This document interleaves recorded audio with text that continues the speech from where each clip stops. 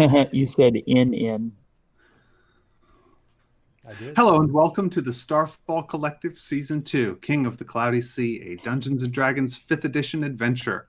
I'm Matthew Talamini, your Dungeon Master. I'm a writer and web developer based in Providence, Rhode Island, and you can find my stuff at MatthewTalamini.com. That's Matthew, Talamini.com.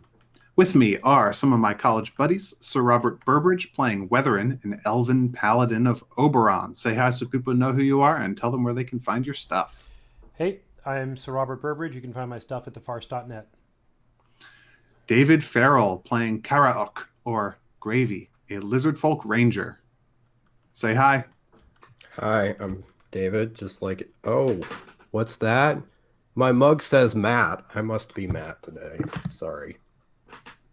QED. No, it Dwight actually Canal playing Fennetir, an elven cleric of Pond. Say hi so people know who you are. And if you want to, advertise anything, this is the spot. Hi, I'm Dwight, and I would like to advertise the lack of ghosts. No ghosts. There are no ghosts in Dwight's house. True. Joshua Space. Suich playing Malmer, an elven warlock of Chernobog, but in this episode, if he gets a chance, Priapus, He'll be a different person. Paladin of Palor. paladin of Palor. Say hi so people know who you are and tell them where they can find your stuff. It's me, Josh. You can find my stuff all over the internet using JSUICH. That'll find me on Instagram, Facebook, Reddit, and if you go to the Starfall Collective Reddit on subreddit on Reddit, you can talk to me about fan theories and character development and all that good stuff. And if you're interested, check in occasionally at thestarfallcollective.com and see what's there. Yes, do that. Being updated somewhat frequently. We just lost somebody. It's like we just lost Josh. I think it's not okay. Let's see if we can get him back in some way. Sure, probably. So- I'll try. Let me strain. I'll help. Josh! No, It's sorry. working. he's appearing. An apparition form. Because of the lack of ghosts. Yeah, Josh he is probably like got a eaten by ghost. bears. And now he's Maybe a I ghost. should take off my hat and I'll come And back. Dwight's hat is keeping him from coming back. Probably. Seems That's reasonable. probably. Likely. So, if you're watching, it's a little jarring when somebody comes in and out. Working on that, but don't get freaked out and have a heart attack or a pancreas attack or whatever. Oh, there it is. Oh, pancreas attack. All right. Welcome back, Josh. Place. I'm jarred. All right, let's get into it. Here's There goes my our pancreas. establishing shot. If he goes away again. Imagine a cloud of stars, like sparks or fireflies, drifting and moving, each with its own special luminosity and its own conflagrant magic. Then, coming at us from the left side of the screen, like one of those giant spaceships in Star Wars, a planet shaped like a disc, with green continents, blue oceans, mountain peaks, lofty clouds, a fiery sun trapped in some mystical epicycle. The leading edge of the disk as it comes at us is shrouded in clouds, as though a crescent-shaped chunk of earth had been removed and replaced with mist. We let the sea of clouds pass beneath us, its tiny vessels, each following their own fate like toys in a bathtub, and the camera plunges down into an area of misty forest and swamp just west of there. A clearing in the woods grows bigger as we approach it. We pass a tight formation of geese carrying armored gnomes warily scanning below them. The entrance to the ancient elven crypt In the center of that clearing is no barrier to the eye of narrative. And we pass Priapus, the paladin of Palor, as he and his thugs crouch in the dusty hall, and then down a shaft and into a massive granite chamber hewn by who knows what lost arts. Strange shufflings can be heard in the darkness of this huge, dank space, and mists from falling water and the susurrus of slowly moving air as the fungus people move around in their incomprehensible polychromatic inner lives. The one point of light to be seen is atop a large sandstone ziggurat where a party of lost orcs, followers of Chab, who, although he is not the chillest of the chaotic evil gods, hold on, sorry, Wait, who's the chillest?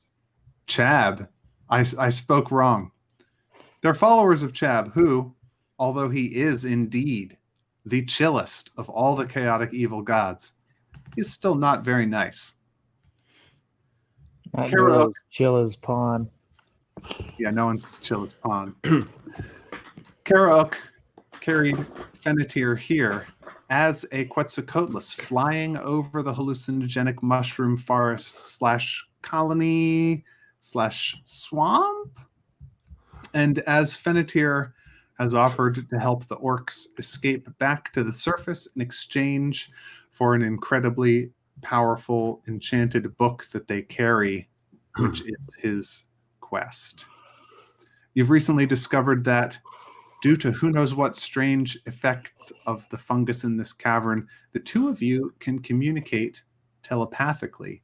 Karauk tested whether the orcs could understand this kind of speech too by calling out to them in his mind, but none answered. And Karauk proposed to Fennetir, still psychically, that you two would somehow feed these orcs to the mushrooms, who Karauk has found to be extremely dangerous with various poisons and hallucinogens that they can secrete. Also, their at voice you in a is kind of cloud. dangerous.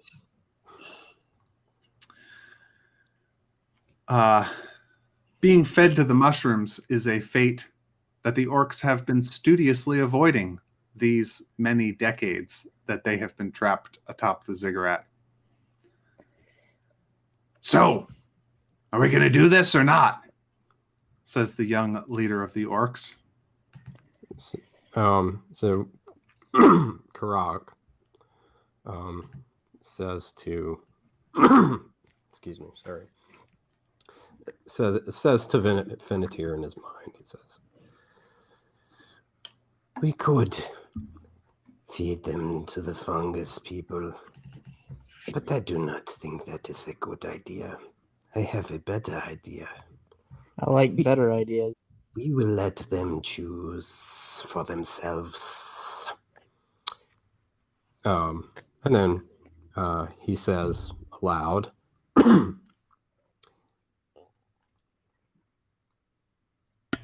Keep going. He'll come back. he says aloud, I can offer you a choice. You may either follow me, and I will show you the way out, or I will carry you myself. You say this to the head the orc. leader of the orcs? Yes. Okay. There are about 20 of them. Mm-hmm. 20 liters. So, pardon me, but I'm bigger than you. And how are you going to carry me? Show him. In my, he points to his feet. I will carry you in my feet.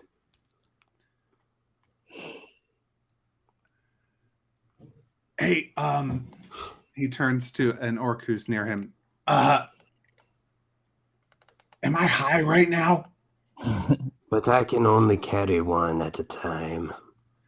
So it will take some time. Buddy, to I don't... get all of you out. If you were to follow, It would be quicker, Probably more dangerous. probably. I'm sorry. There's some point here where I'm not connecting with you on like an intellectual level, I think. And that is how a little scrawny guy like you is going to carry a, kind of beefy guy like me in your like talons. I can fly. Now, what do you say? Do we have a bargain?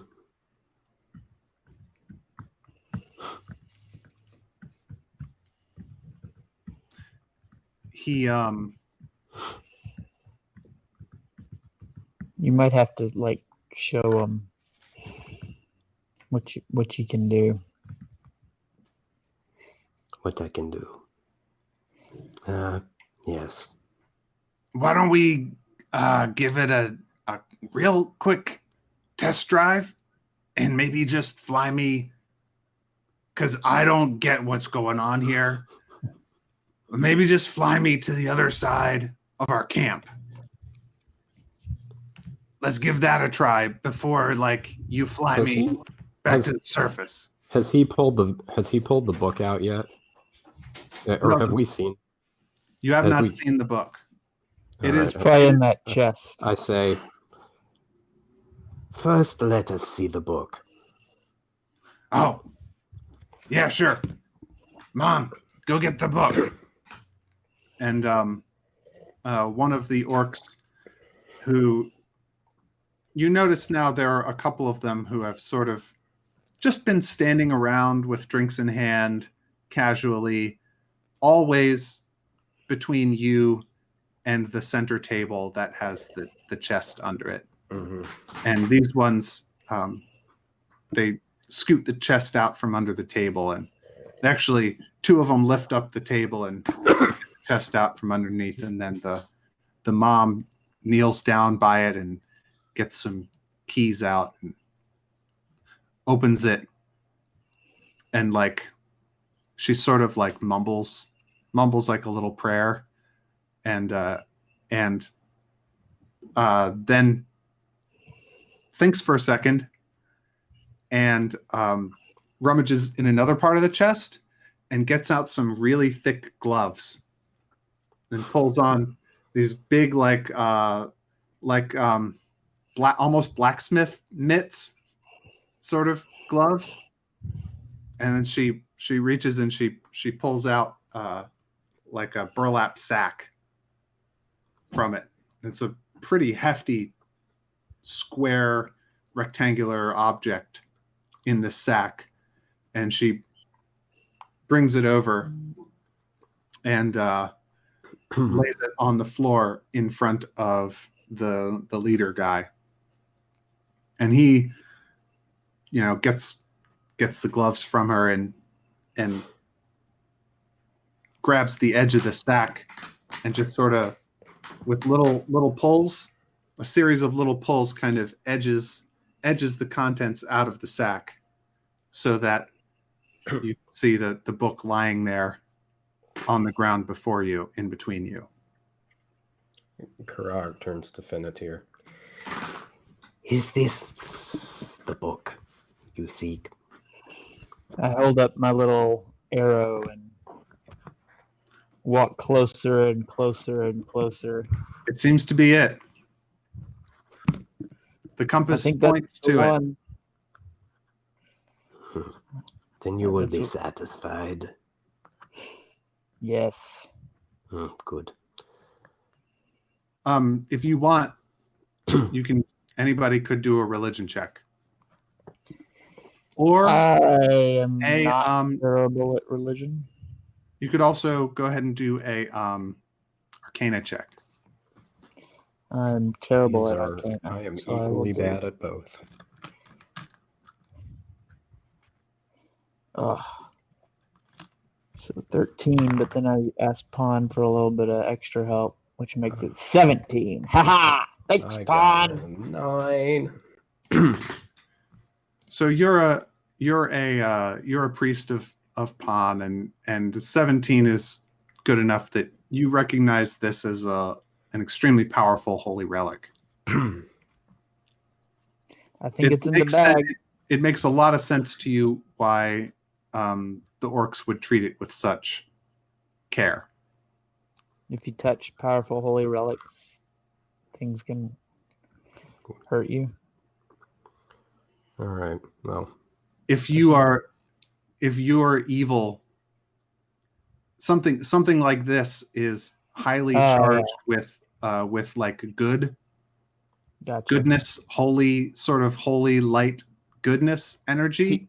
If you want, I can take that off your hands, and you don't have to keep it in the burlap sack and use the gloves, guys. How about? And he's got the sack, and he's sort of gingerly putting it back into the sack now. He says, "How about I give it to you once we're back on the surface?" Now he's got it sort of up, and he's holding the sack closed. No. I mean, what are we gonna do? Run off with it? Yeah. No. I do not do that. You will give us the book first, and we will move you. But you will give us the book first. Hey, he gestures to his mom, and the mom comes over. He's like, "Mom, remember that like weird puzzle you used to try to get me to think about with the goat and the boat And the cabbage and the cabbage and the wolf, and how like I never got it? I feel like we have one of these going on here, and I am kind of out of my depth." I'm the cabbage.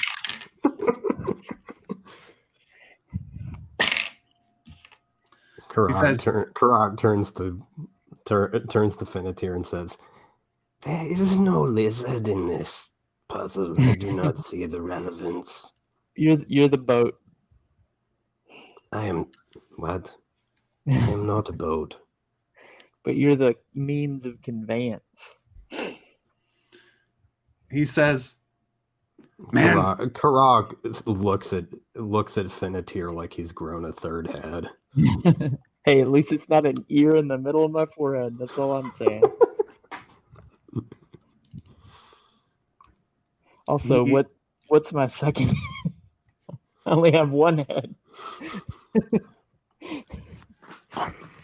He says to you, man, you guys showed up here out of nowhere, and you're saying you can fly. Yep. So Yes. what's going to happen is... And I'm flying a little bit on my little levy. What's going to happen is I'm going to give you this book, and you're going to take off. And I'm never going to see you again. No, see, you're the evil. You're I'm not going to do that. Karag growls, and he turns into a Quetzalcoatlus. And Look at he gets just very big and stamps and goes right at all the orcs. So when you turn into Quetzalcoatlus, which is really a very big animal, you knock over off the side. You knock over two of the tables, and a bunch of the orcs run for cover, and all of them pull out spears and axes. All right. That's and not then how you treat boat. Once I've done my growl, I turn back into me. And you are now a lone lizard person at the center of a large empty space where everything has been pushed away, and they are all on the edge of it, just kind of looking at you. And the axes are out, and they're extremely on guard. Yeah, and I haven't drawn any weapons, though. Going back to myself, I haven't drawn any weapons. He stands there calmly,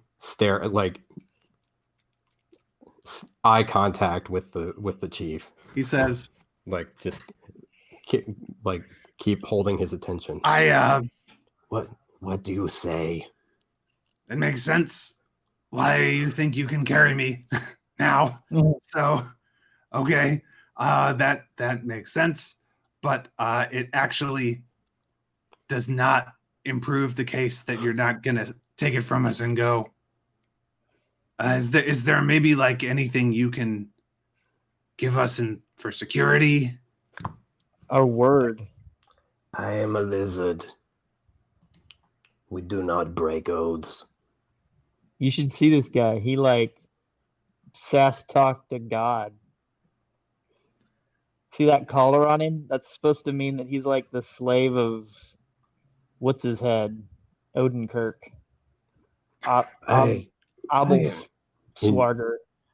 Karak turns back at Fennetir and scowls and says, I am the slave of no god. Yeah, well, I So- know, but the god thinks that he's your master, and I don't think he's right. It sounds to talking me. to the Gods can be mistaken sometimes. It sounds to me as though Karaok here is making an intimidation check, and Fennetir here is attempting a persuasion check. Karaok, go ahead and roll that intimidation check with No pawn advantage. in the hand. Man, I feel like my intimidation should be better. I'm Wait, giving did you you say- advantage because you turned into a dinosaur. Did you say I have the blessing, Dwight? Yeah, Okay. as long as you deign to accept it from pawn. Wow. That was not very... I'm embarrassed. That was embarrassing. That's a 6 Oh man. 6 with advantage. with advantage and a blessing of pawn. Pawn, what are you doing to us? I guess I'll try persuasion. Let's see, what do I have? I know. He pulls out the takes then Karak pulls his thong around his neck with a giant tooth on it. He unties that and pulls it off, and he also pulls off the pauldron from his shoulder, and he pulls that off, and he extends them to the to the chief and says, I will give these to you as ransom, as word of my oath, but only to you. You do not give them away. And you return them when the bargain has been finished. Fennetir, you Uh-huh. tried to convince him a little bit. How did that persuasion check go? It went quite well. It was a 22. Okay. With Pawn's help. Apparently, Pawn wants us to persuade him rather than intimidate him. Yeah, he actually rolled a 22 on his roll not to be intimidated. Yeah. So he says, I know your like dinosaur form is real big, but there's more of us than you, frankly. And Chab is a greater god than Pan or whoever. Yeah, right. But I can tell that you're a warrior, lizard man, and I can tell that these are important, sentimental spoils of battle that are significant to you. I think that's enough for me. So he reaches out and he says, this is the deal. I give you the book. You give me the tokens. You give me your battle souvenirs. You fly us to the surface. I give back your battle souvenirs. We go our separate ways. Deal? To be clear, I cannot fly you all the way to the surface. There is a hole. There is I cannot fit in the stairway. We'll take you to the edge of the fungus. Past the fungus. You understand that? I cannot fit in the stairway like this. I cannot fly up the stairway. It is very small. But so where will you take us? I will take you to the stairway, and I will lead you out. There's a stairway. You'll be Stairway, past the Stairway goes fungus. out. It goes up. There are like 3 floors above us. Okay. Yeah, that's good. That's cool. At the top, there is You a- can walk, can you? You can walk just fine. It is the fungus that is keeping you here, right? Oh yeah. No, Where did that's you true. pass The the fungus is fungus? crazy. Yes, It's pretty I crazy, know. I man. talked to them. Yeah. Get us to these stairs. Okay. Yes. Yeah, And then so I that's will the lead deal. Then we will lead you out. Up I take through the these. stairs. I Yes. take these from you. You Yes. take this from me. Yes. You fly us to the stairs. Yes. We all go out together Yes. because there are no traps. So we all go Yes. out together, one big happy family. No. And then No. once we're all on the surface and nobody's betrayed anybody, I give you back your souvenirs. Right. Betray us, you forget all the great memories of battles from the past and can no longer prove that you killed whatever had this tooth. It was a lightsaber. Those are big. You'll have to tell me Yes. about that sometime. I could tell you about it now. No, let's go. Okay. Everybody's packing up stuff. They heard, they're talking loudly. They heard the deal. Tents are being struck. The orcs are ecstatic. I watch them packing up for a minute and I say, I agreed to take your people. I did not agree to take your stuff. Dude, like, it's not like we have a whole lot. Just like backpacks. Well, yes, that is fine, but I'm not taking your tents. Come. We are wasting time. Who will go first? Okay, I'll go first. I always go first. I'm the leader. I'll go all right, first. have we exchanged Cool. the things? He held out the book in the bag to you, Finitier. Yeah, Tier. Finitier is already reading it. Yep. Is it... all right. Well, I turn into a Quetzalcoatlus. They are all out of your way before you do this. I Already. was just hoping a couple orcs would get pushed up. All right, and I guess we'll start this process. I will pick one up. They are not getting on my back.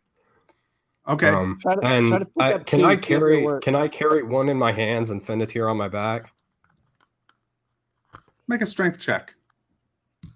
What if you have like one in each claw? That's more than I want to do. You can Uh, always drop them if they yeah. wiggle too much. that's a 13. Yeah.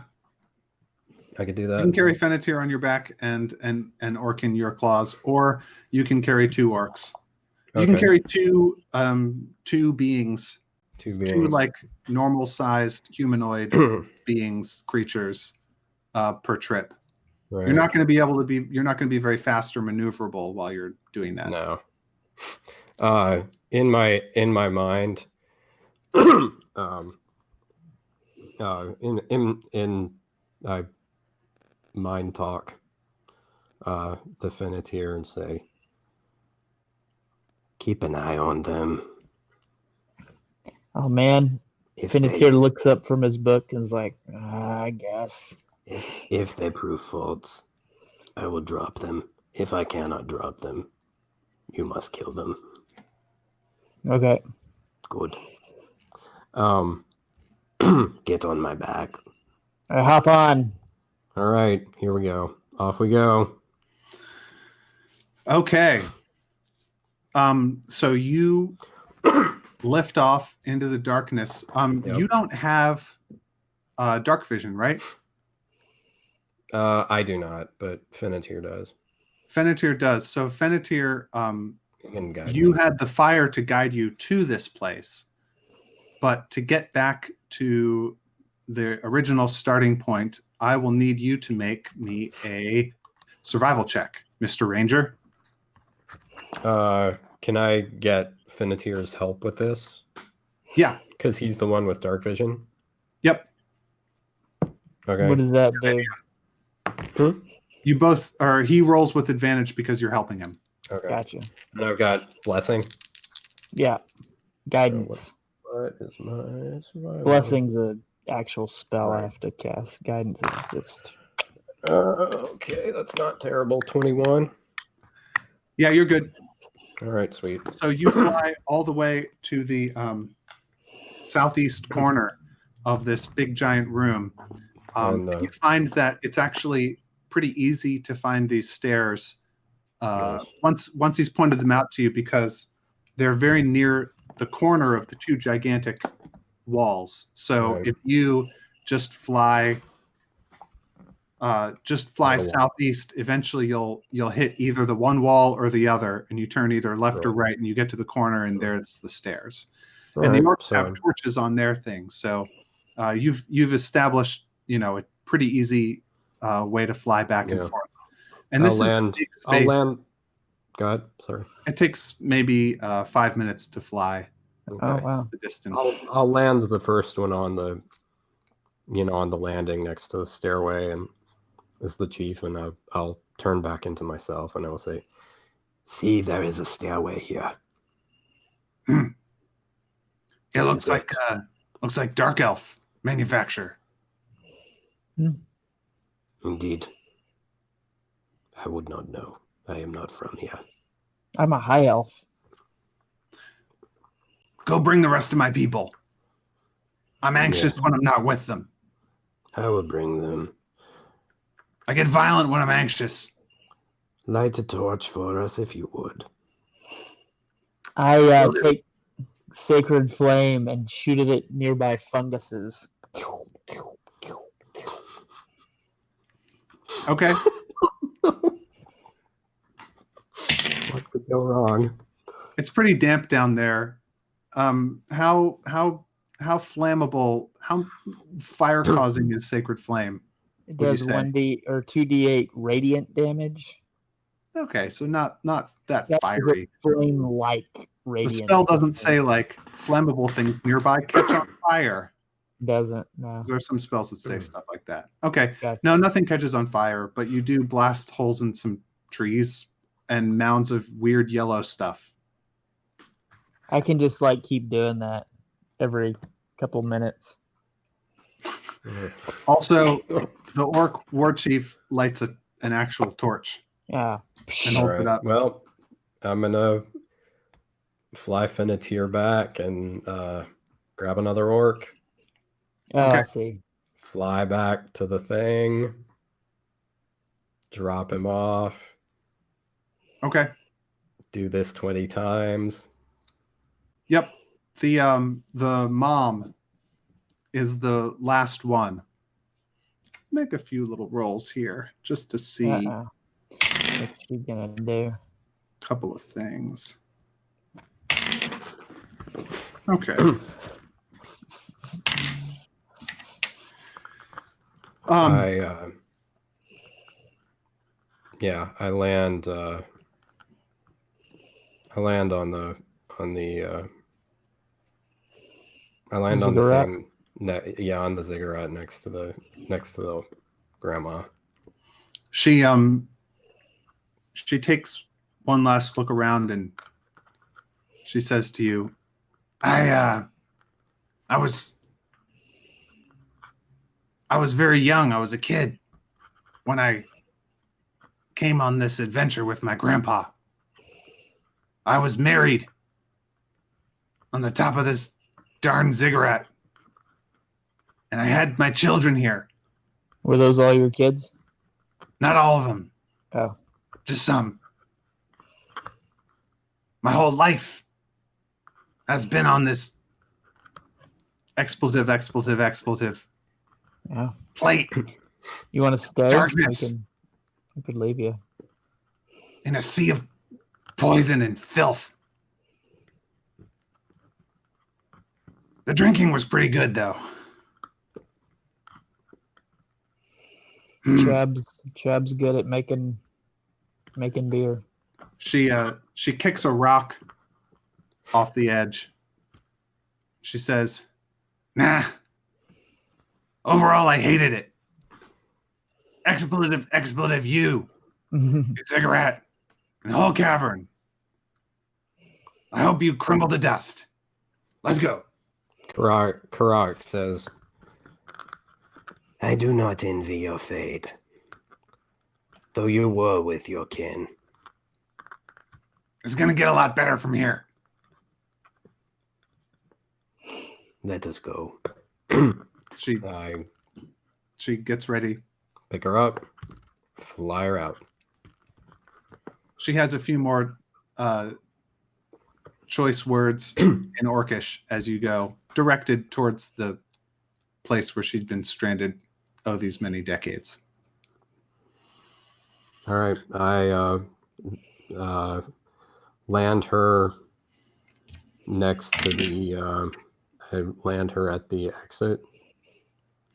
And, One of the younger orcs is having what seems to be a panic attack, breathing really, really hard, and just kind of frozen and looking around in some kind of terror. And the other orcs are like clapping him on the back, like, "Hey, it's okay. This is good. This is good. This is great. You should be excited. What's wrong with you?" And this orc is just like sort of standing there. Oh man. But the rest If of you them caught are me on a different day, I could help you out, man, but I'm just not prepared for this. some of them are like halfway up already. They've some of them have started climbing. yeah, I Ooh, no, I got this. I cast command on him. But zinc, and I say, "Hey, calm down."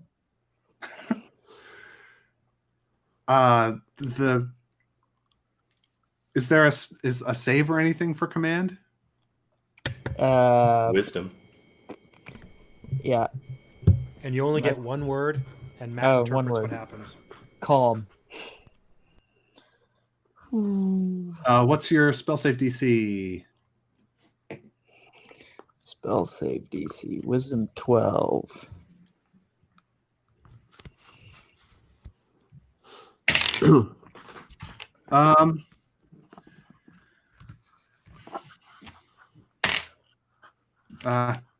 The orc like looks at you and is still like freaked out. That's Like all I the got. eyes get a little bit wider, like this. That's all I can do, guys. You're in charge from here on out. The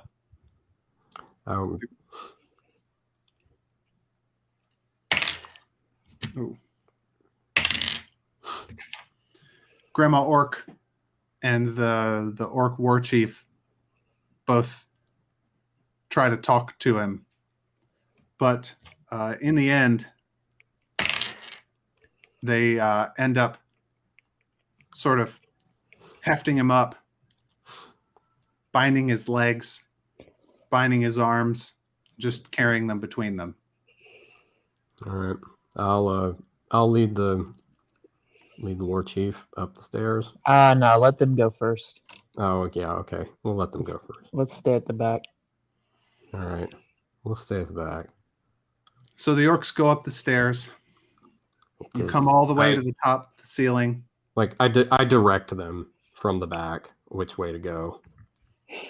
Well, there's only one way so far, and they come to the very top, and there's that this hanging bridge made of that strange material, and you You all walk along the bridge, and you come to another set of stairs that goes up into a shaft in the ceiling.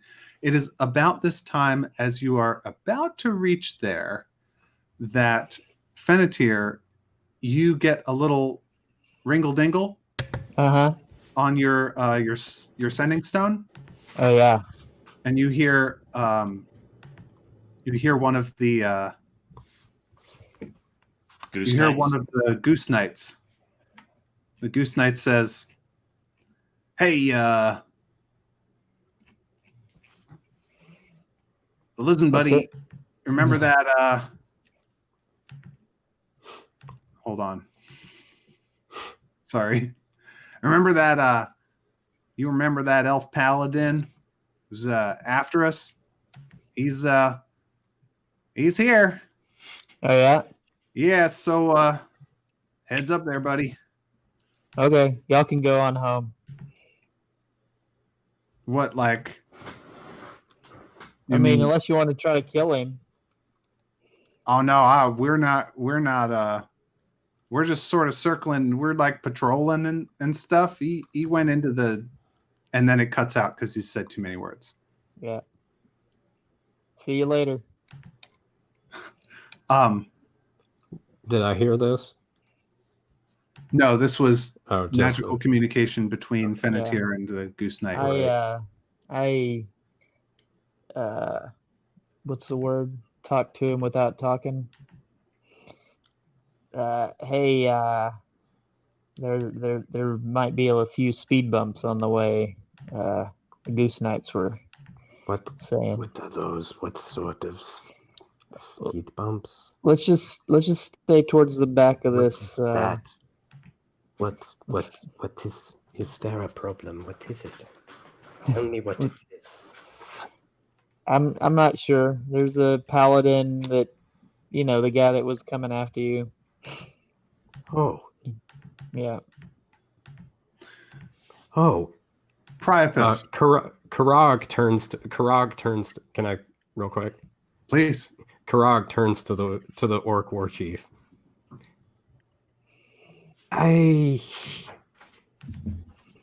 What are your feelings about Paylor? Paylor. Yes. That's one of those. That's his name, Paylor. One of those elven gods. Yes. All sort of. Oh wait, that's a really strong one. Yes. He's no pawn. He is not pawn.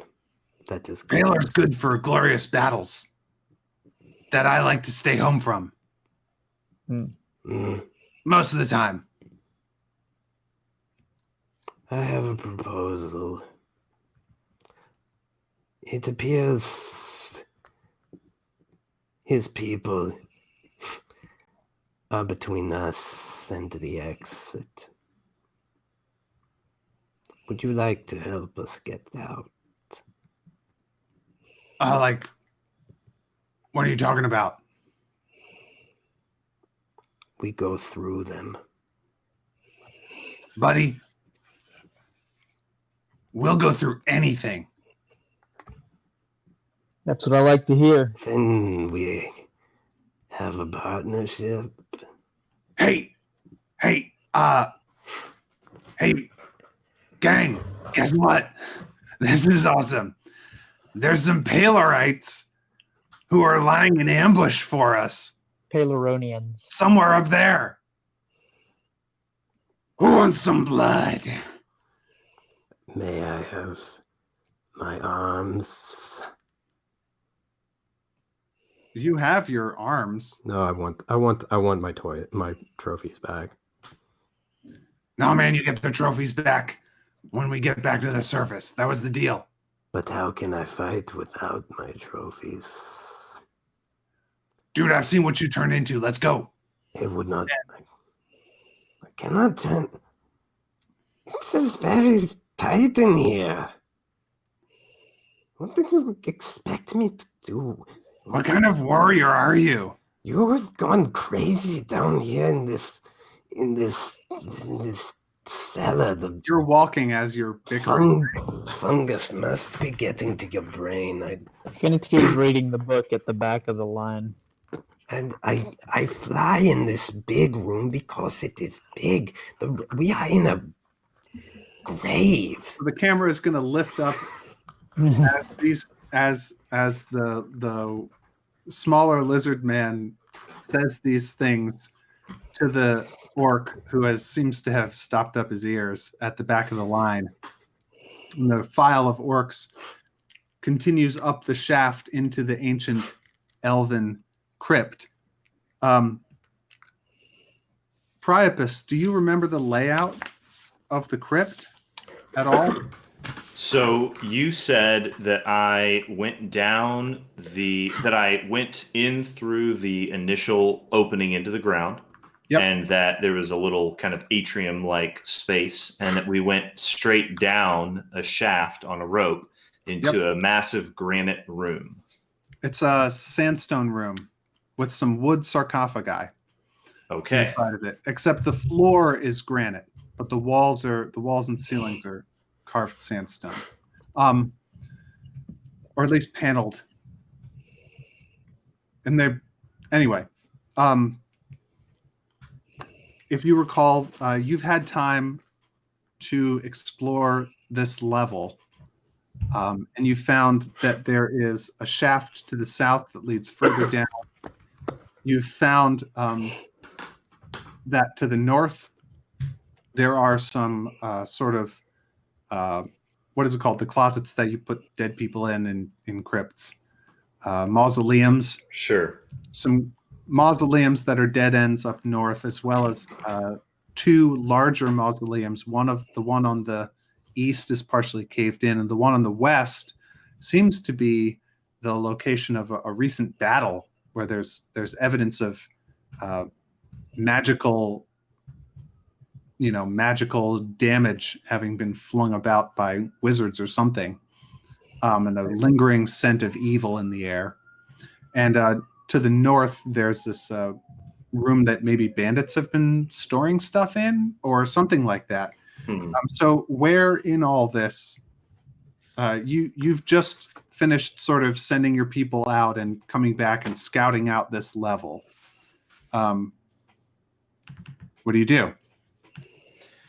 I think at some point, he's going to realize that if they can't really make much headroom in the way of exploring deeper down into the place, they're probably going to... You could go down the stairs. Oh, yeah. I mean, if there are stairs leading further down, then they would continue to explore further down the stairs. Yeah. Okay. So after you, we're going to, yeah. When do we usually do our break? 9 o'clock? We could do it early tonight, and Okay. this is a good moment to do it. We usually do it after about an hour. Yeah. And we So- usually start at 7:30, so 8:30. What's about to happen is not a fair fight. So what I want you to do, we're not going to roll any dice for this. But what I want you to do, Tell us how you die. Priapus, is tell us if you have any tricks up your sleeve that you're able to pull out when you see coming up these wooden stairs at a pretty solid clip, a seemingly endless line of battle-hardened, axe-carrying orcs as you prepare to lead your 4 low-level thugs down deeper into the dungeon. This is what you encounter. Yeah, I think he probably immediately tries to cast he probably looks at all of them and says, we hold him here, boys. We hold him here. And he pulls up his sword and tries to like block the staircase so that they can't all get out of the staircase and surround his men. So he's going to try to choke point them, casting Bane. Up to 3 creatures of your choice that you can see within range make charisma saving throws, and if they fail, then an attack or saving throw for the next minute. They're going to have to roll a d4 and subtract that number from the attack rolled or the saving throw. So the first 3 in the front. Make charisma saving throws, and if they fail, what happens? They have to roll a d4 and subtract it from their attacks for the next minute.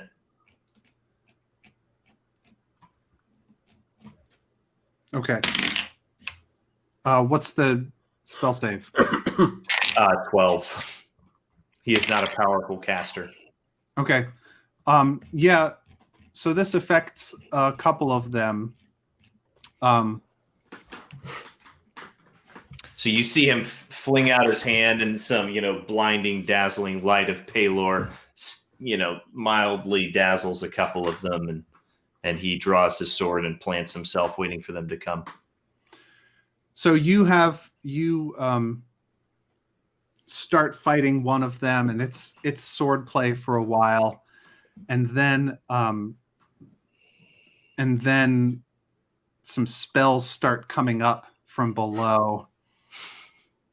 And one spear comes up from below. Just somebody leaning out from the staircase and throwing it straight up at you. Either of you guys have anything to contribute? Can I see it? Like, where? You're at the back of the line, so there's orcs shouting in Orcish above you, and you can hear him saying, "We hold them here."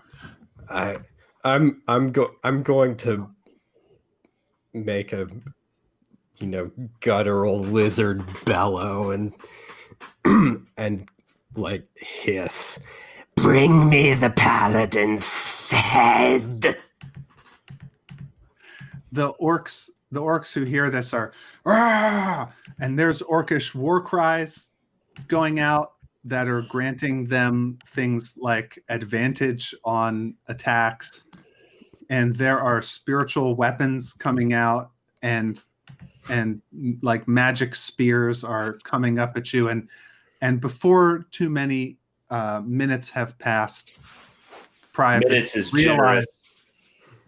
Before too many turns have passed, Priapus, maybe 30 seconds goes by and you've taken a couple big hits and you realize you can't hold them.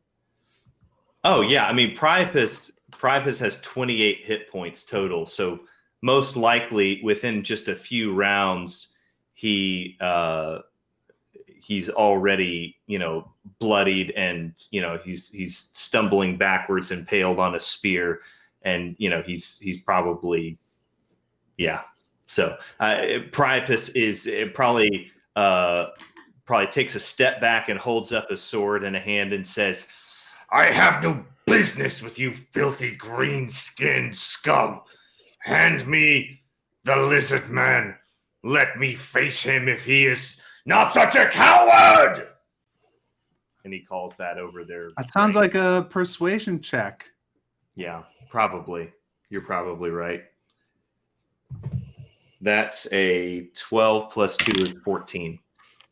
Hey, you don't have any blessing from me. The orcs coming up the stairs are like, "Hey, you want to see the lizard fight the elf?" "Yeah, I want to see the lizard. That sounds fun." "Hey, lizard, come up and fight him yourself. Wouldn't that be fun? You're a warrior, right? Let's do it." You hear some voices. Yeah, fight." All right. A hand from an upper an upper stair, upper curve of the stair. A couple hands reach down to you, like grab on, and we'll haul you up. They don't. I'm approaching.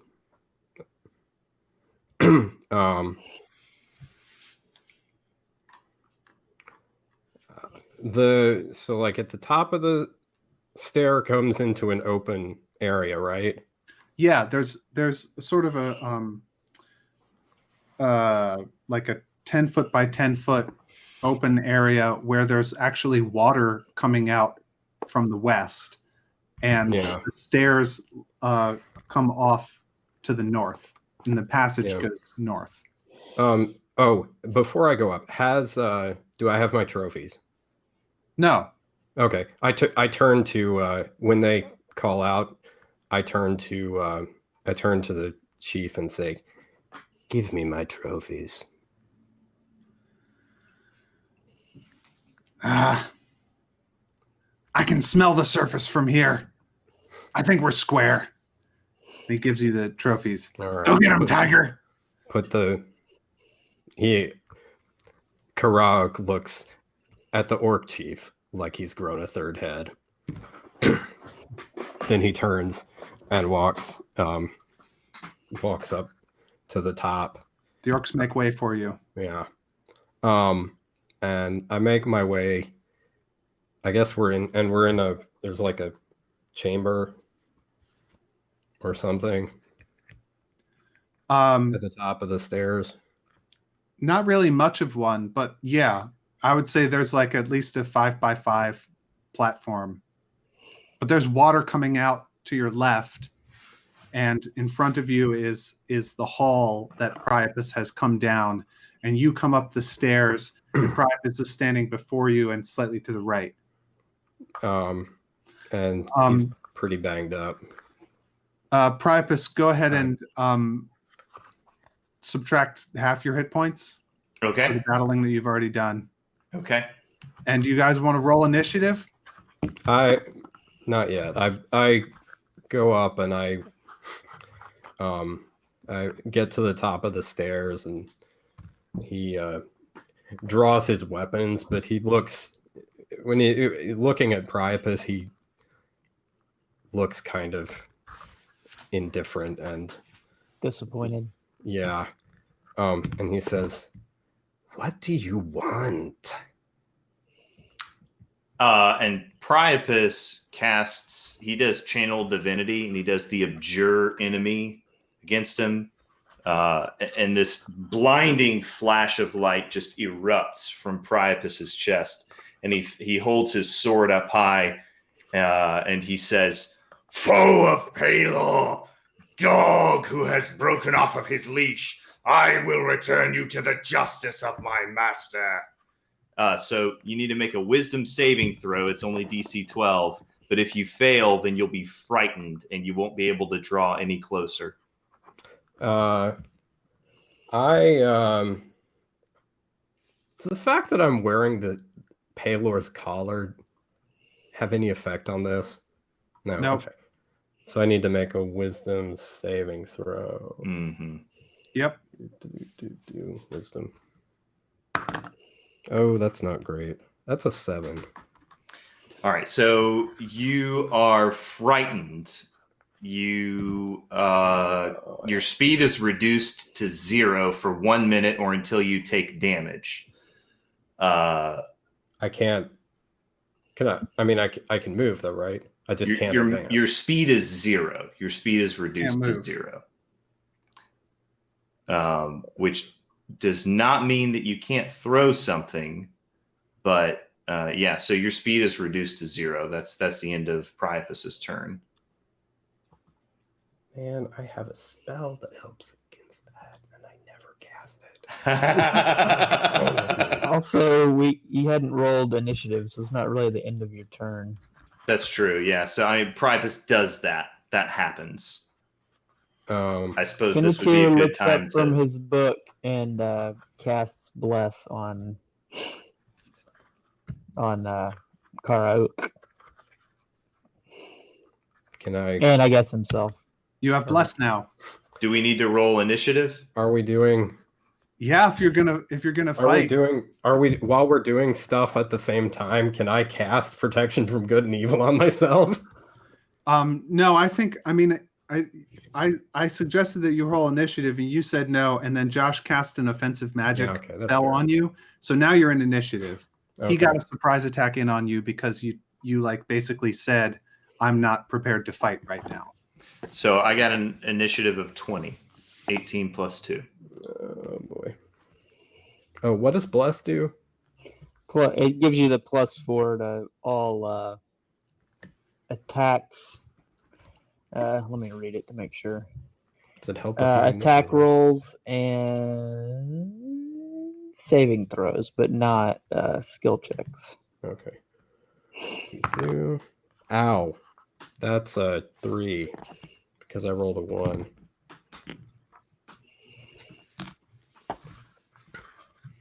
It's a 3.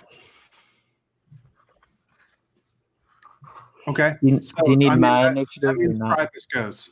Yeah. Priapus Okay. got in a sneak attack on you, and it's his turn first. Okay, so Priapus uses his bonus action to cast Hunter's Mark on the lizard man, and then he uses his standard action to. Ooh, can you cast 2 spells in one round if one is an action and one is a bonus action? Only if one of them is a cantrip. You cannot cast 2 spells in one round that are not. Oh, okay, that's fine. I use my bonus action to cast Hunter's Mark, and then I use a class ability to heal myself. So the blanket rule is no spell, no 2 no. It's not casting a spell. It just says as an action you can do this. It's not casting a spell. Okay. It is a class feature. So Sweet. he heals himself 14 hit points. So. All right, that's the end of his turn. Wait, you dealt yourself 14 hit points? I heal myself 14 heal. hit points. How does one become unfrightened? It just wears off. Yeah. Okay. What does the spell give you any The spell says that his speed is 0. Does it give a lot of spells will say things like you can make a charisma saving throw each turn to undo the effects of this? Mm-mm. There's nothing like that? No. Cool. Oh.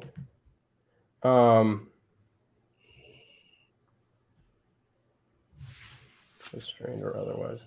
Oh, nuts. My cloak of displacement would not be working right now, would it? The property is suppressed while you are incapacitated, restrained, or otherwise unable to move? Yeah. Yep.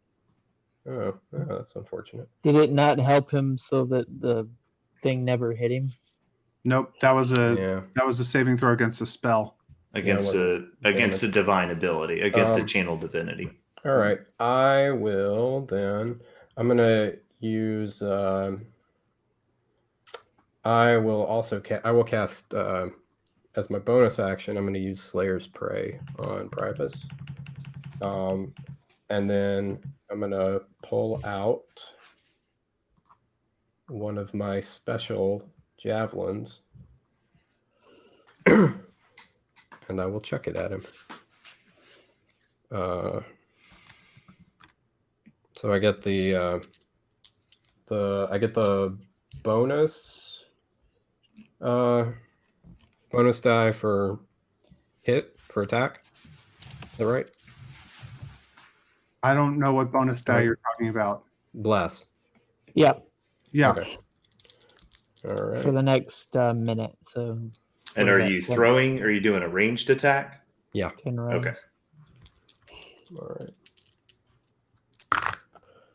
That will do 26 to hit. That'll hit. All right. And these are the poison javelins. Why did I ever give those to you? Because I asked for them. How dare you hoist me by my own petard? Actually, Your own poison they're my javelin. javelins. Tards. Poison petard. So 2d6, that is 7 damage. And they're poisoned. Damage is taken.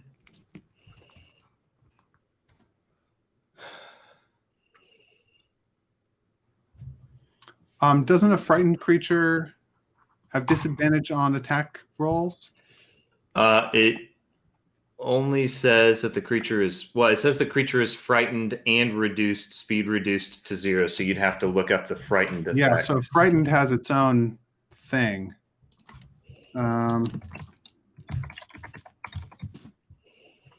Yep. Frightened creature has disadvantage on ability checks and attack rolls. So you got to do that with disadvantage. Well, that's a little lower.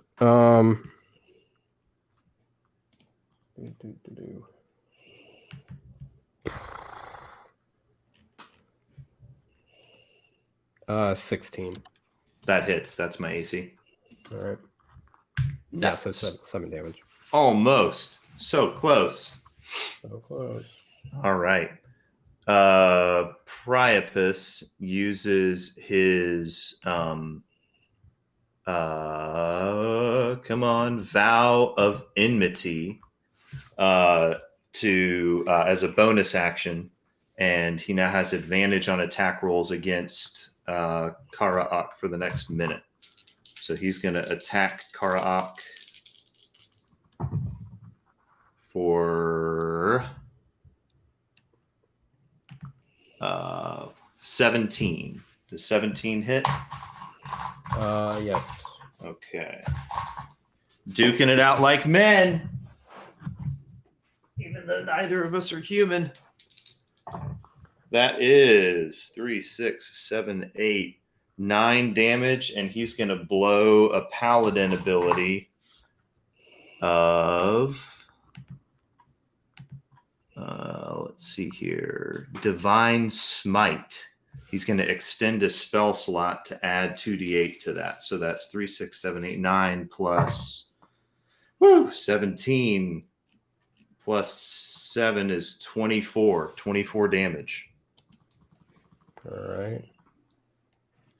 Ouch.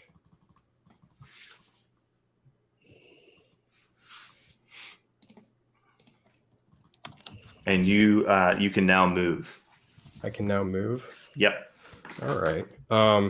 My cloak is in effect. So the all attack rolls have disadvantage. So they'll cancel out, and I'll just be at a regular to hit.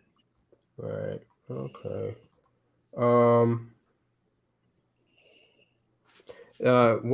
Is this just a empty room, Matt? There's a passage that goes back to the north, and behind you and to your left, there is a spray of water coming out of a hole in the wall and going down the shaft. The shaft is behind you, and to your right are the spiral stairs that go down with a bunch of shouting orcs on them. Mm-hmm. Behind the paladin is some of his thugs. They're still alive? Well, they can't. 3 of them are still alive, and they're like, they can't really get past him. It's kind of it's only 5 feet wide. It's kind of narrow. And how is the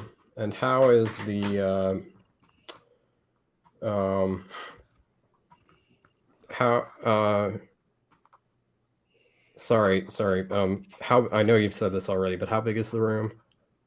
The whole room is 10 by 10, but some of that in the southeast corner is taken up by pit. Okay. How big is the pit? You've got about 5 by 5 feet of like real movable, battleable space. Okay. I mean, I'm wondering, like, okay, so I'll just, like, how, if I turned into dinosaur, how would that affect? Like, would I fit in the room? Oh yeah. By the way, Mr. Paladin, your weapon, is it silvered?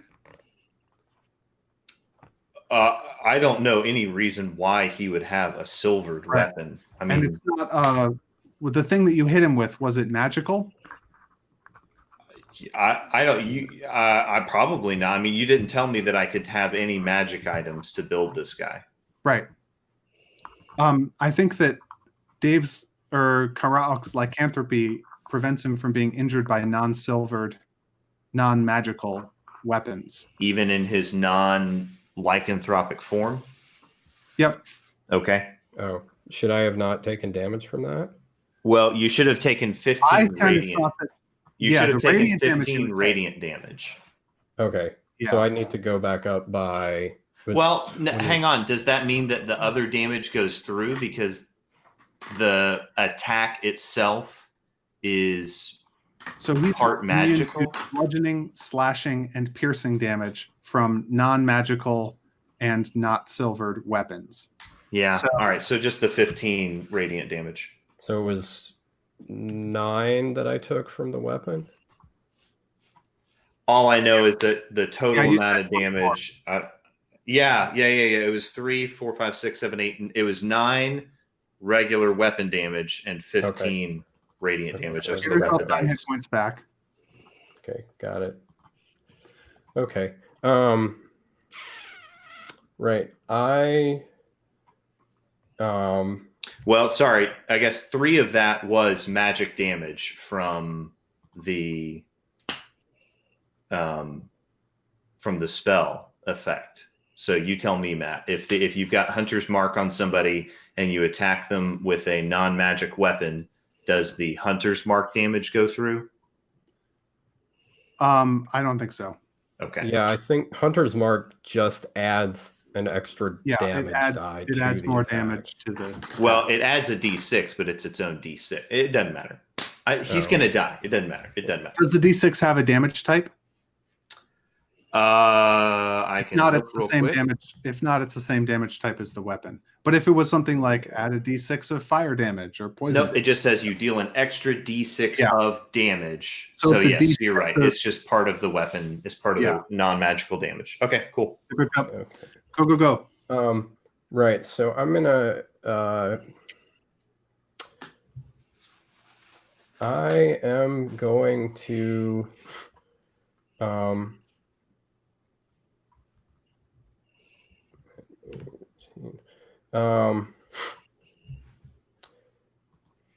Priapus has a look of extreme confusion and anger when he sees that the radiant damage has damaged you, but his sword has just bounced off of your scales. He gets a nice. And by the way, to answer your question, you would. I think my ruling, if you tried to turn into a Quetzalcoatlus in this situation, Mhm. is that you would take a large amount of bludgeoning damage from Because the I- walls, from hitting the walls, Mhm. and you would be in a sort of half Quetzalcoatlus form for 1 round, after which you would shrink back to your normal form, Oh, I want. having taken bludgeoning damage from the walls and not having completed the. Well, thanks for giving that away Okay. for free. I think he would know this. I think he would be like, if I try to transform in here, Has those he walls done it? Squish me. You're right. He hasn't actually tried it. Yeah. Okay. That doesn't do much for me. What thou doest. Wouldn't he do some bludgeoning damage to? Yeah, I know. Paladin? I could like body slam him. You could body slam the paladin. With a transformation. I don't think I'm gonna do that though.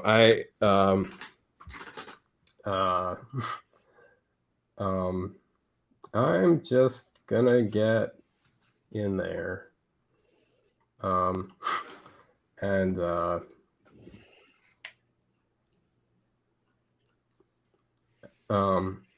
yeah, I'll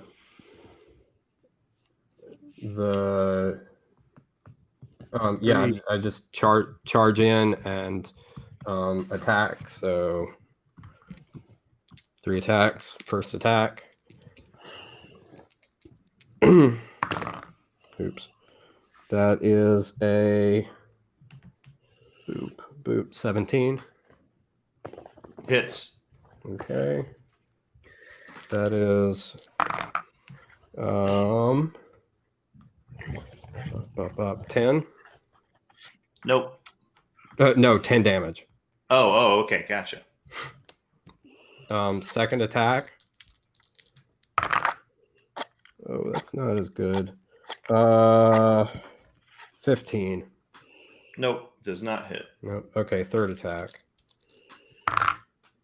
That's better. That's Remember to 20. add your D4. Yep, 25. And that absolutely hits. All right, and that deals 3 damage. Okay. Boo. Yep. Hit him harder. I'm Hit him working on it. harder. Priapus brings up his two-handed greatsword, just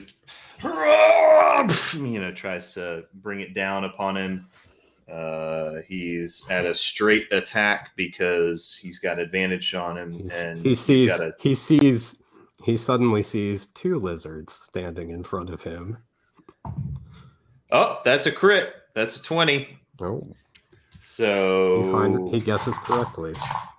yeah, the disadvantage. You've chosen not poorly. You've chosen okay, I guess. Oh, come on, stupid! Die! Get back here! Your sword pierces deep into the lizard's shoulder, but you think it must be some kind of a shapeshifter because the flesh just closes right back in again. Right, and oh my gosh! I rolled a 7 and an 8 for my divine smite last time. This time I rolled double ones. So you take an actual 2 radiant damage. And the little flicker of holy fire burns him a little bit and along the way. His Priapus's eyes just get huge, and he just turns and runs. The orcs yell and push past you. You still cannot run forward, right? No, you said it broke. My frighten and my fear broke, right? Yeah. Okay. As soon as you took damage from Priapus, the condition was ended. The thugs also run. And Karak yells, "I want his head!" You are now in a race with the orcs to get that. Oh, I'm gonna let them get it. Okay. I'll let them bring it to me. They're orcs. I'm pretty sure they can do this. I believe in them. A shower of spears and hand axes hits him from behind, and he stumbles. What's that movie that's in 4 different colors, and at the final shot is just Jet Li standing there, and the sky just goes black with arrows, and then you see an outline of the wall where Jet Li's body was standing? Hero. Yes, thank you.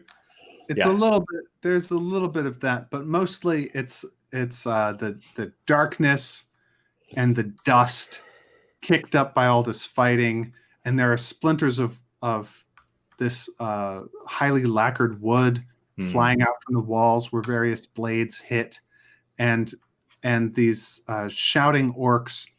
The paladin stumbles to his knees and goes down beneath a dog pile of orcs that cut him to pieces, and the rest of his men with him.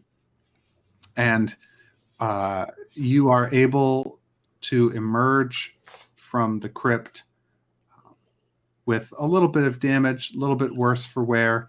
The orcs. Karak does look a little frayed around the edges.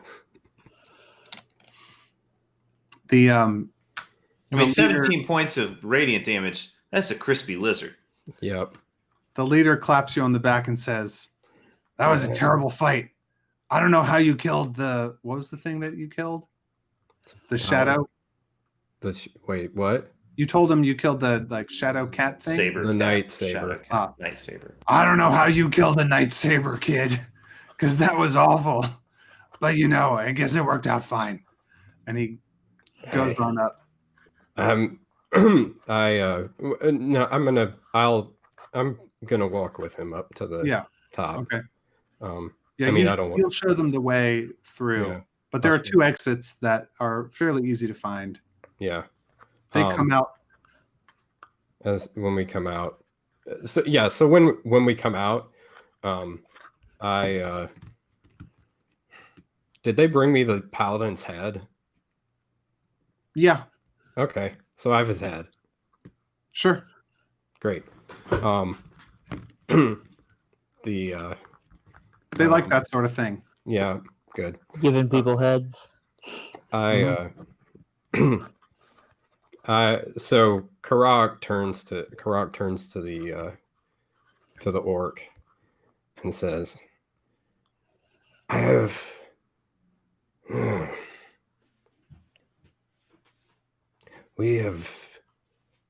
done my part, and you have done yours. Our bargain is fulfilled. Do you agree? Yeah, that's fine. Hmm. Thanks. It is. You're welcome. And then he holds up the head and looks at it, and he says, "You and I, though, I am not so sure our business is finished." The face grimaces at him in one final act of anger and defiance from beyond the grave.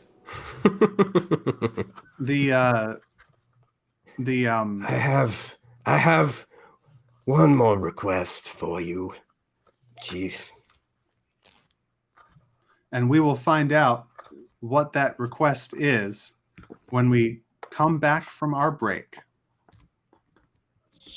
at 9:07.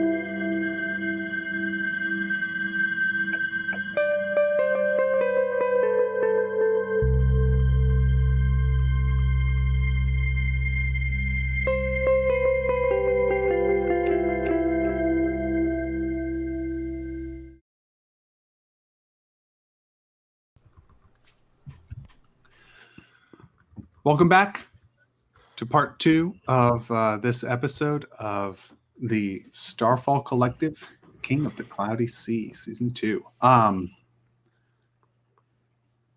Karaak, you were about to say something to the orc chieftain who you have just helped escape from the fungus-full pit in which they were trapped. Right. So one other thing, he did Priapus have one of those torques? No. No. Did he have any other like icons of or You should ask him, but of Palor that would like the torque that would be he like probably had a holy symbol. Holy symbol of his station or something like that. Yeah, he's got a symbol of Palor on the pommel of his sword, on his breastplate is lacquered with some sort of Palorian imagery. So yeah. I guess I would take his sword. That's probably closest thing. Probably the closest thing to the torque or something like that. What kind of sword is it? It's a great sword. I don't care. Put a great sword into your inventory. Yep. You might want to make a note. That is a great sword. Yeah. He's got breastplate, which is medium armor, and a great sword, which does 2d6 damage. Yeah. It's He's just taking the sword. You loot the corpse. Well, not exactly. What's left of the corpse? You might have to take that from an orc. No, they're cool. Yeah. Yeah, so I'm he's got the head and he taking the sword, he plants it between them and says, You were witness to that fight, yes. What, me? I didn't see it super well, but yeah, sure, if you want.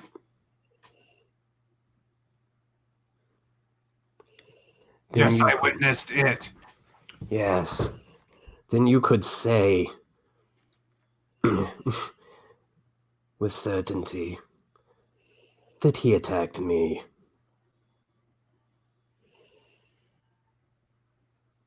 I don't care. We're gonna go now, okay? Would you be willing to stay? We have fought together. I would suggest we dine together tonight. And I would take counsel with you, the chief, and with your mother, who speaks for your god. And I would take counsel with my companion here. I mean, you want to come with us? We're going east. We got orc business. We got to get to the temple. East. Which temple? The temple of Chab, our god. We have important relics that we've got to take to there. I don't know if you listened when I was telling you our tragic story. Dave forgot. They are but so did Kara. Okay. Maybe, yeah, he might have. They're on a mission Yes. from Chab to Karen. And what time of day is it? It is evening. Yeah. So I'm gonna suggest that we all make camp here for the night. Of course, they've been living in the dark, so. How far have they drifted from, the above ground time over their generations of living underground? Yeah, when you came in about noon, they were having their late night party hour. Oh. Evening meal. Whoops. Yeah, so they got to be real tired. We kept them up all night. Well, no, they're jazzed. They're ready to go. They're in currently, except for this one, they've all gone in. They're in like a little huddle to the east of the field, and they're like trying to sort of, they're talking to each other about like directions and which way to go and stuff, and they're rolling their survival checks to figure out how to get the How they next doing? journey. Do they look like they're gonna be successful, or I don't know. No. what do I have to do? Make a survival check to see how smart they are at this? Yeah, no. If you want to make a investigation. Investigation. Are you like lurking around their group, like listening to them? Sure. I mean, not that. Yeah. I'm not paying super close attention because I'm trying to So figure they're- out this book. One of them offers you a flask. Does it increase my investigation? No. Right. So, My passive investigation is 14. I don't know if that. so they're not. They don't want to. They don't want to. They're not interested in making camp and talking. You're talking to the Chief. The chief, and he's like, "Well, I was gonna ask you which way is east." I'll tell him which way is east. I mean, I see. Never mind. He doesn't ask you which way is east. The sun is setting.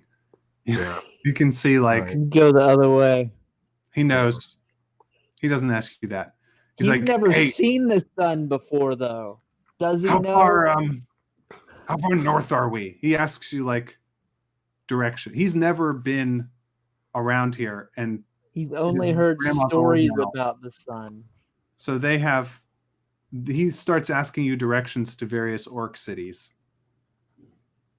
and encampments. Here would know that better than I would. I mean, If you want to help You're a him, ranger, though. you would make a history check. Sure.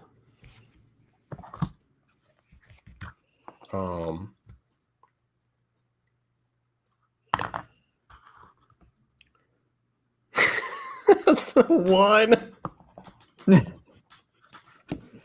Sounds about right. That was a critical fail. You have I no point- idea what you're talking about. I point him toward the cloudy sea.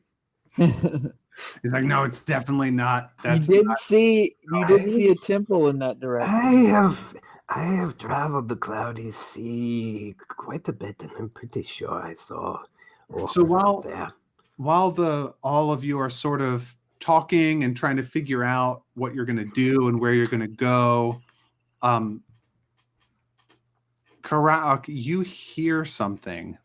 Uh-oh. This is a sound that anybody who's not a lizard folk ranger would think that this is just an unfamiliar bird call. Maybe like a kind of a hawk very far away. But the pitch of the sound is very distinctive. It's coming from a whistle that you're familiar with, that is a signal used by the worldwide Lizard Folk Ranger Network. These whistles are magically enhanced so that their sound can carry for maybe dozens of miles. And it is a signal that is used only for war.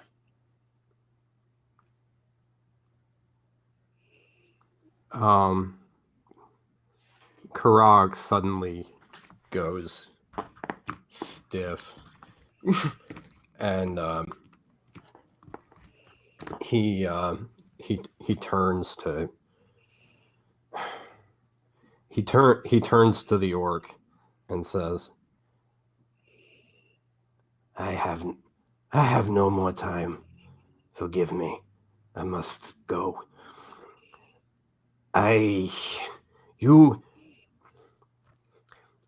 But this is an important matter. You saw the fight. He attacked me without cause. You would swear to this? You would bear witness to this? That is what you saw. Sure. Because that is what happened. He attacked me without cause. Yeah, okay. If that's what you say. I don't know your, like, drama. Yeah, good enough. I have to go. And with that, Karak, oh, hey, I can fly. I think he would figure that out. He turns into a Quetzalcoatlus and flies toward the sound. So hold on.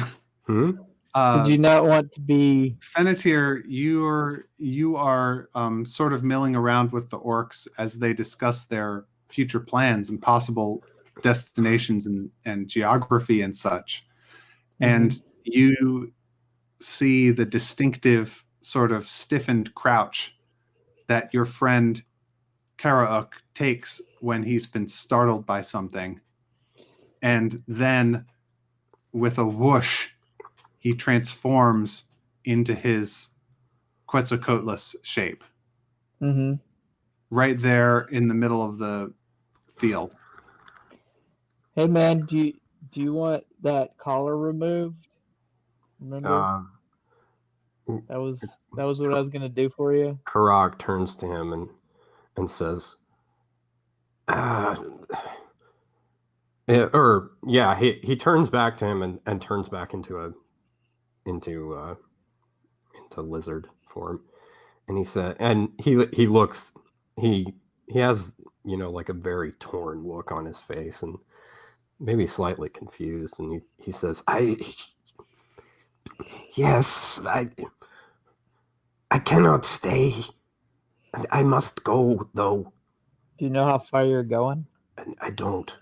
I mean, I could ride on you. It is the call of my kin, and we are going to war. I mean, I could go with you. Right. Or is it like a private war? I do not know. I have only heard the call, and I must go. I cannot stay. Well, I mean, this is a instantaneous effect. We could just give it a try. It's to remove... Wait, what are you going to do? Well, here's what my idea is. I will remove curse upon you, and you may no longer be, I'm not sure, I don't know all the effects, but you may no longer be where Quetzalcoatlus. But I'm pretty sure that collar will fall off. I may no longer be myself? What? Are you going to kill me again? I mean, you've already died once. That is true. He is offering to remove your lycanthropy. I'm not sure Karak fully understands that. I'm not sure Fennetir fully understands it either. Karak probably thinks it's permanent. It probably he thinks he was permanent. He thinks he was a curse. He doesn't realize he was cursed. He thinks he was killed and changed into something else. You could also remove that. So he's under two things. One of them is a madness effect, and another one is the curse. Gotcha. There's different spells have effects on different of those. Oh, you told me. I don't currently have a different spell that handles. I don't think you have madness. the greater restoration. Greater restoration. Yeah, that I it don't. would take. Let me see. Known spells. Restoration. I have lesser restoration. And well, if you, what would I become? It'd be like before you ever met Ponderalon. What's the guy's name? Paylor. I would. But I do not. He shakes his head. And then he looks kind of confused. He gives Finnetir just this sort of kind of bewildered look, and he says, I don't know what to do. Oh, lesser restoration can rid. Oh no, never mind. Yeah, no, it would be greater restoration because this is indefinite madness. Never mind. Sorry. Okay. Well, I mean, you might want to go to war. I think all I can do is get rid of the flying part, not the collar. I may have I'm I wasn't Hey, fully informed as to how it all fit together. Well, you don't know what the collar does or how it works. Finnetir just read a book at his temple that made him think he could take the collar off. You might. Yeah, it might very well work that way. Karak says, I can go to war faster if I can fly. I'm willing to go with you, and maybe I can try after you figured out. Is that better? It's better. Right. Then let us go. he nods, looking a little more sure of himself now. And then he turns into a Quetzalcoatlus and bends down so you can climb on his back. I hop on. And I fly off. The orcs wave goodbye. Bye, orcs. The geese knight form a V behind you. All right. Oh. And yeah, I will Da, da, da, da, da, da, da. Don't You're get gonna a get us fee. copyright violation. Not if I just sing. Ah, That was an original composition of my own, DOS! my own making. Do you have a slide whistle? You can play it on the slide whistle.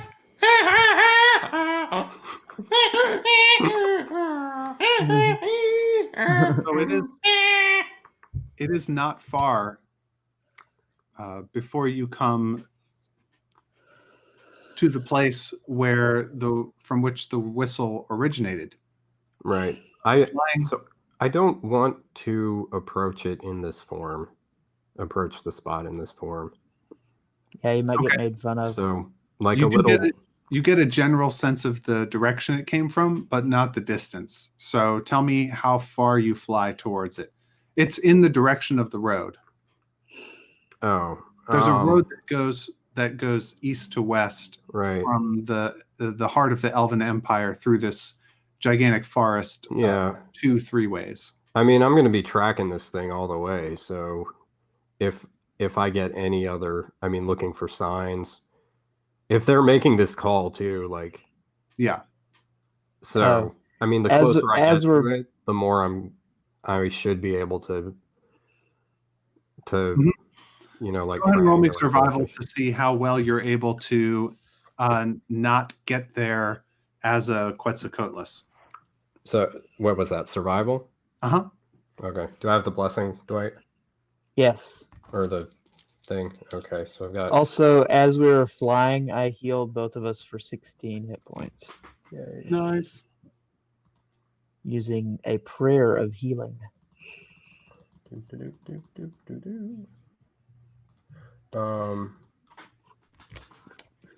I only could have healed us for one more point than that. That was like one of the better rolls. That was helpful. That is a 22. Okay. Yeah, you hear it from a couple different directions. You're able to sort of triangulate where it is. They are indeed on the road. So you can pick how you want to approach them. Yeah.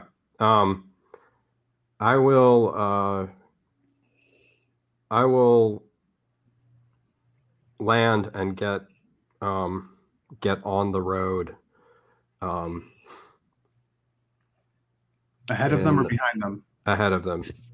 Okay. And one, you know, and sort of, and I'll hide myself until I can see them, and then, you know, once, well, actually, but they're probably not I mean, they're probably not moving openly, though. This is what you see. When you step out onto the road ahead of them and look down the road towards them, if that's what you do, then Well, I would- you see. I'll give Okay. you a chance to tell me that you don't step out onto the road.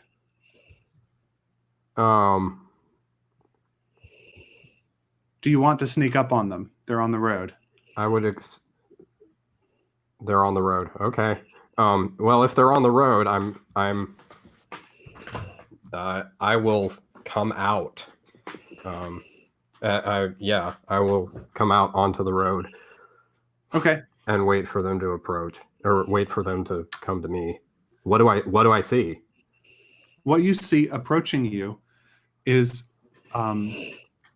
a group of humanoids of various shapes and sizes. There are 4 groups that you see.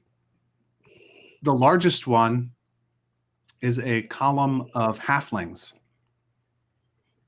with swords and pikes and things, who are marching down the side on your right hand of the road. And next to them are another group of tabaxi, which are like cat people, and they are walking down the road in a less orderly proceeding than the halflings, who look like they've been drilled in military maneuvering and such, but the tabaxi have not, although there are a lot of them. And coming ahead of them and alongside the road and behind, sort of in sort of scouting positions, are some lizard folk. They're not trying to stay hidden, or you haven't seen any that are trying to stay hidden. And also, you see some Aarakocra among them that are walking with them. I will wait for one of the lizards to come near and yeah. While we're waiting, Karak leans in toward Finnetir and says, My kinsmen come in the open. That is not normal. They are carrying a banner, and on the banner is a field of blue with 2 yellow eyes on it. Do I recognize the banner? You have heard the word yellow eyes, but you don't recognize this banner. Yeah. Finnetir would be able to recognize it. Karak All both of you remember is it's some kind of Aarakocra thing. Yeah. Karak seems rather... He is very much on guard. And somewhat agitated. Finnetir unwillingly looks up from his book and starts looking around. What? Have you attuned to it? I mean, No, I guess he's still just kind of looking at it. And... You're just looking at it. You haven't been able to open the clasp then. Yeah. You're reading the back. Yeah. Examining the inscriptions and the cool plot summary stuff. A lizard folk approaches you, Karak, and she gives the appropriate sign. I return the sign. Greetings, says, cousin. Hello. I've heard the call. Yes. What are we doing here? Why have you come? I sent word. I warned. I sent warning. Why have you come here? Why have we come? Yes. We are part of the coalition. Ayate herself, Warden of the Northern Marches, goes with us. Come. You must discuss with her these things. Yes, indeed. Take me to her then. And you go. This is my ally. He comes with me. An elf. I have this book. Yes. He has proven himself. I will vouch for him. What is your name, friend? My name is Finitier. Oh, and you also, Oh, Karauk. What? Do you tell her your name? I tell her my name. My name is. What is my name? Yes. My name. I was once known as the Shashite Shasharo Re Shashta Shashtumasha Shasha Shashore Shashta. But I am no longer that. Now I am Tadai Te Sakarok Ware Rek Karaok. A new name. For I am the one who fell to the south, and whose bones became dust, and then I returned.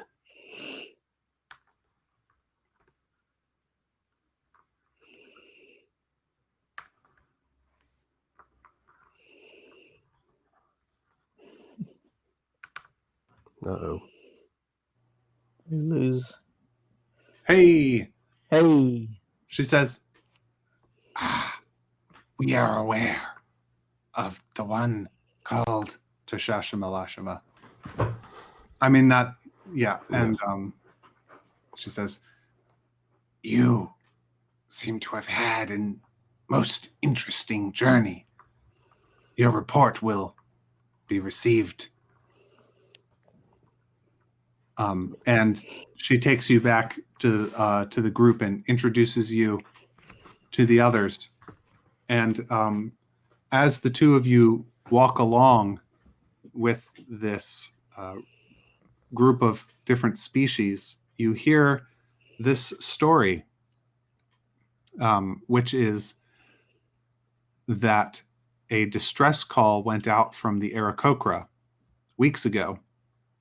And the Aarakocra network of flying messengers carried it all over the world. And indeed, some of the characters of our own game found one of these messengers, or found one of these messages, intercepted one by accident. But there were others, and one of these messages reached the lizard folk, whose rangers were able to carry it further. And the free non-elven people of the world, some of them at least, feeling a strange combination politically of weakness and strength among the Elven Empire, decided that it might be a good time to test the waters of independence by mounting a joint expedition to save one of their own. And indeed, this coalition has gotten permission from the Elven Empire to pass through its lands to defend its western border from the encroachment of dark elves and Karen creatures, monsters of various kinds. From the perspective of the Aarakocra tabaxi halflings and lizard folk, this is a potential political alliance, a testing of a way that maybe maybe some sort of republic, not a republic, but a combination of their political power might be useful in a place where the elves are seeming increasingly out of touch with the world. Although their military might is great, they are becoming increasingly insular and unable to exert themselves outside of their borders, it seems. So it might be time for some sort of alliance, and this is a way of testing the waters, seeing if a joint expedition between you all could actually work. On the elves side, free mercenaries. There does seem to have been some Karen activity out past 3 ways. Mm-hmm. And the Aarakocra have been mediocre trading partners, but it's nice to have them there for the Kraken hunters to dock to resupply every once in a while. And it's nice to have them flying overhead and knowing that they're allies, as opposed to the insidious encroachments of the Dark Elves and the various monsters of the Cloudy Sea, which sometimes, threaten the western border. So the elves would like the Aarakocra generally to stay sovereign and in control of their territory, although they're not willing to exert a whole lot, such as, for instance, actually sending an army or anything. But they're willing to let this group through. And they seem to have promised a ship, at least the loan of a ship, a vessel which is owned by the Elven Navy and is docked at 3 ways. One of the halfling named Charles Godwin, is explaining all this to you.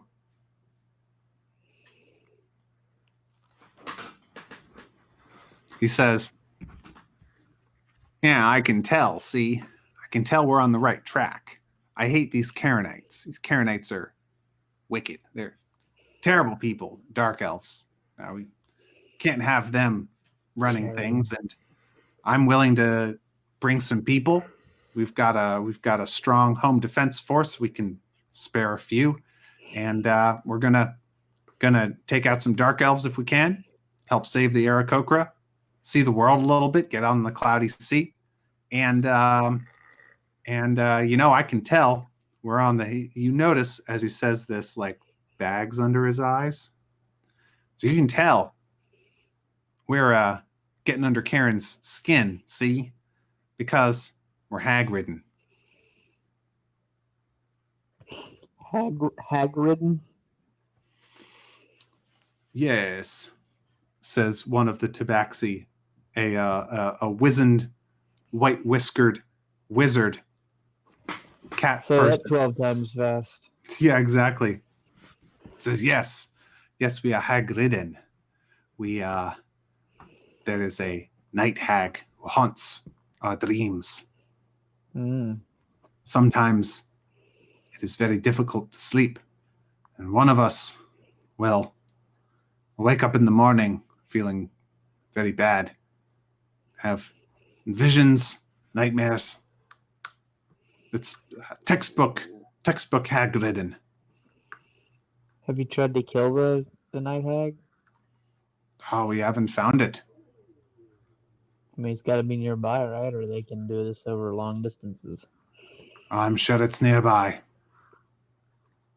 They can go into the ethereal plane, see? Mm. It could be right here, right in front of me. I wouldn't be able to touch it. Gotcha.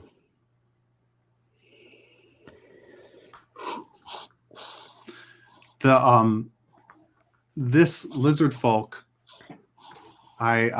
this is a lizard folk. The leader of the lizard folk who are here is one who has showed up in this adventure before. In season 1, Ate, the warden of the Northern Marches, was the one who initially gave to Shash his orders to go to Fujidome. For Ate herself to come on this expedition means that it's a matter of great importance to the lizard people. Right. So I would have, and I served under her back Yeah. when I was on the march patrols. Yeah, so this is a superior officer Yeah, who you so respect a lot. Right, and we know each other. Mm-hmm. All right. What do you tell her? What do you say? So we've met. Okay, so we're there. Right. So I do the proper introductions and all that. I introduce Fennett here. And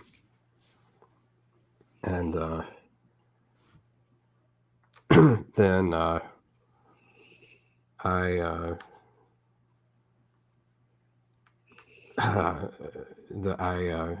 Karag, after all that, he says,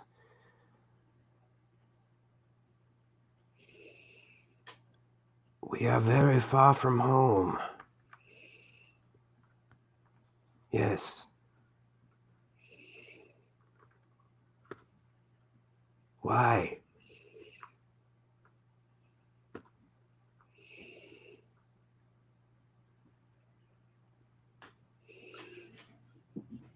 She explains what I just explained.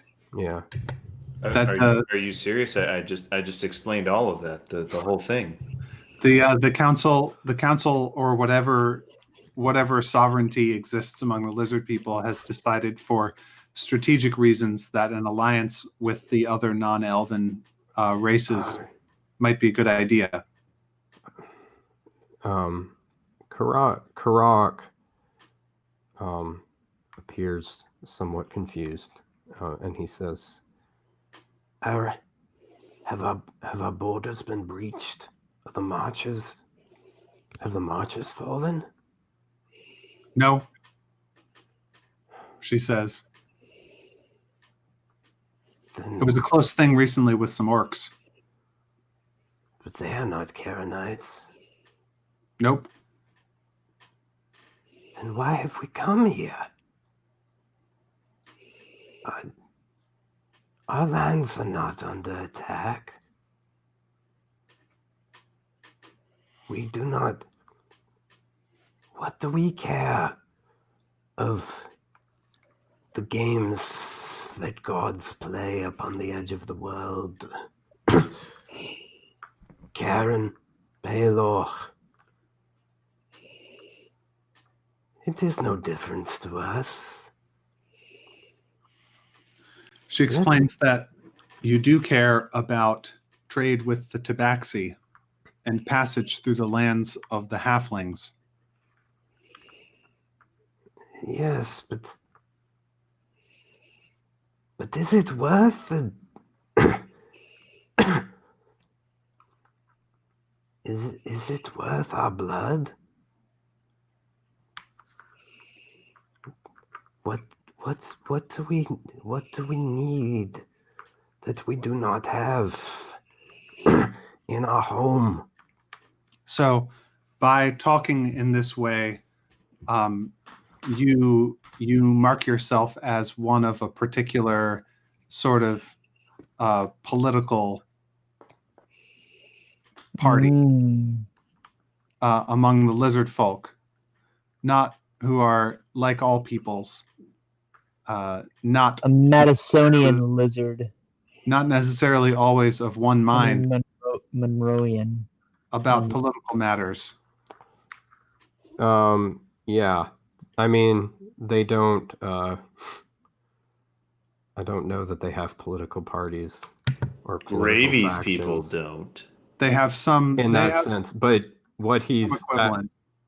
Karak is arguing for isolationism, essentially. Yeah. And your superior says something along the lines of, don't get too big for your britches. The decision was made by those who are in charge. What is...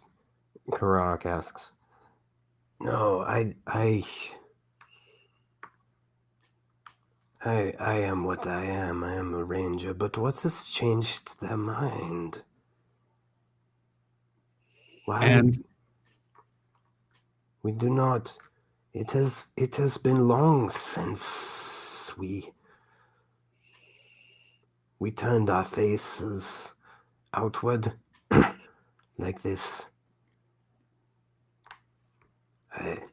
I sent warnings. What has happened? I do not understand.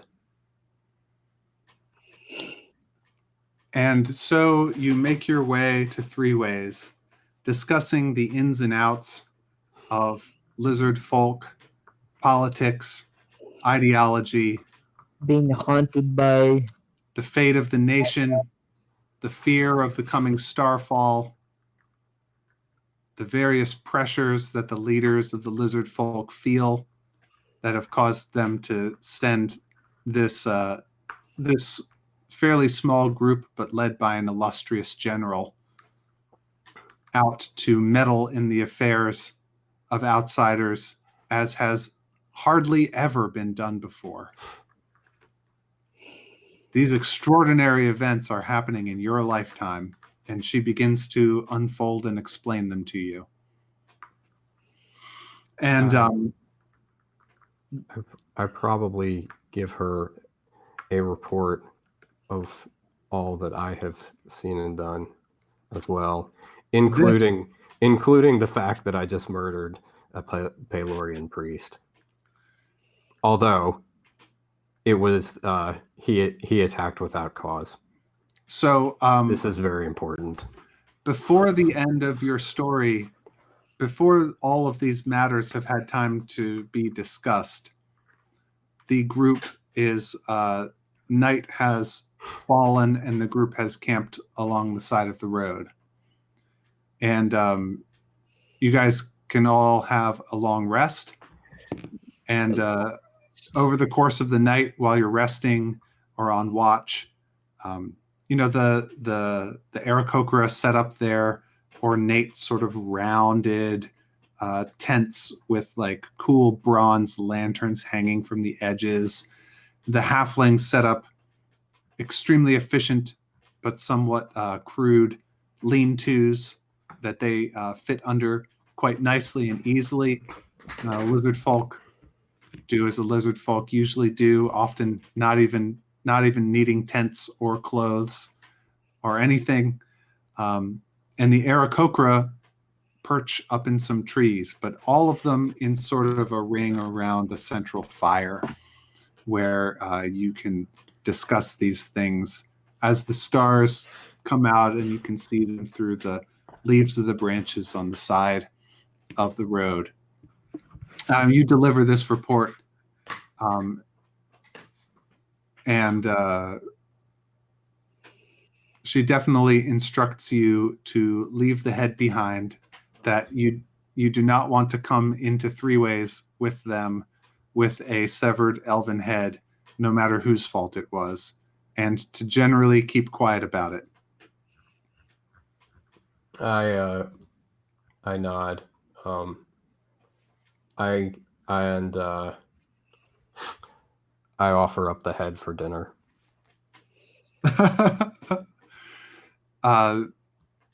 She eats it with you. Oh, good. Fennetir, yes. is this abuse of a corpse turning your stomach at all? Kintier does not notice. He is busy What are you doing? Who are you chatting with? looking at his book. He is oblivious to people, He's busy reading.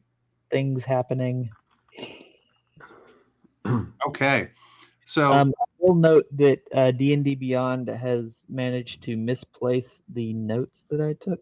So afterwards, if you can okay. tell me. Yeah.